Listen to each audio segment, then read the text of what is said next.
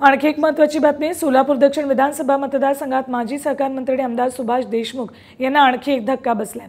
सोलापूर महापालिकेचे माजी उपमहापौर राजेश काळे यांनी इच्छुक उमेदवार सोमनाथ वैद्य यांना पाठिंबा दिलाय। या अगोदरच देशमुख गटाच्या 6 माजी नगरसेवकांनी सोमनाथ वैद्य यांना पाठिंबा दिला होता। सोलापूर दक्षिणमध्ये देशमुखांच्या अडचणीत वाढ होण्याची शक्यता आता निर्माण झाली आहे।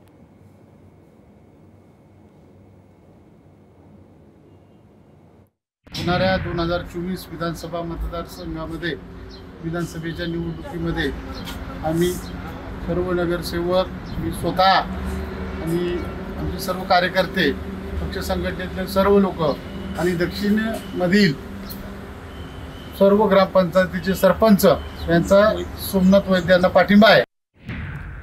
आणखी एक महत्त्वाची बातमी। सोलापूर दक्षिण विधानसभा मतदारसंघात माजी सहकार मंत्री आमदार सुभाष देशमुख यांना आणखी एक धक्का बसलाय। सोलापूर महापालिकेचे माजी उपमहापौर राजेश काळे यांनी इच्छुक उमेदवार सोमनाथ वैद्य यांना पाठिंबा दिलाय। या अगोदरच देशमुख गटाच्या 6 माजी नगरसेवकांनी सोमनाथ वैद्य यांना पाठिंबा दिला होता। सोलापूर दक्षिणमध्ये देशमुखांच्या अडचणीत वाढ होण्याची शक्यता आता निर्माण झाली आहे।